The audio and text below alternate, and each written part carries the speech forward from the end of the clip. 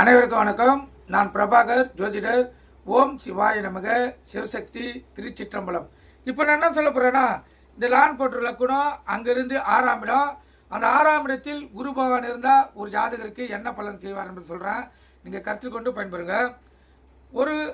ஒரு ஜாதகத்தில் 6ஆம் இடத்தில் குரு இருந்தால் தெய்வ அனுகூலம் அந்த ஜாதகருக்கு இல்லைன்னு அவரே தெரிஞ்சுக்கலாம். தந்தை பெரியோர்களின் ஆதரவு இருக்காது. சான்றோர்களால் அவமானம் அவப்பேரும் அவருக்கு ஏற்படும். அந்த ஜாதகர் கடன்படுதல், சத்துருவினால் துன்பம், தனம் குறைந்தல், பொருளாதார நெருக்கடி போன்றவைகள் ஏற்படும்.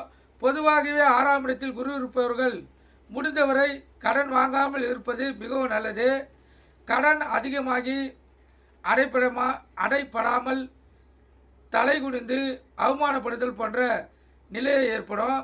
மேலும் நோய் வருதல், குறிப்பாக புற்றுநோய், சக்கரை நோய், மூட்டு வலி, மூலம், பவித்திரம் போன்ற நோய்கள் வரதும் அதிக வாய்ப்பு இருக்குது. அதே போல் வழக்கு, ஜெயில் போன்ற அனுகூலமற்ற பலன்களும் ஒரு சிலருக்கு வர வாய்ப்புள்ளது.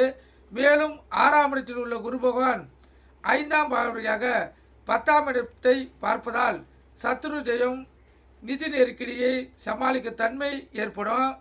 வேலைவாய்ப்பு அமையும். தொழிலில் முன்னேற்றம் ஏற்படும்.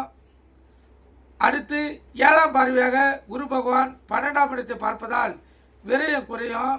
செலவு கட்டுப்பாடுடன் வைத்துக் கொள்வார்கள். மோட்சம் கிட்டும்.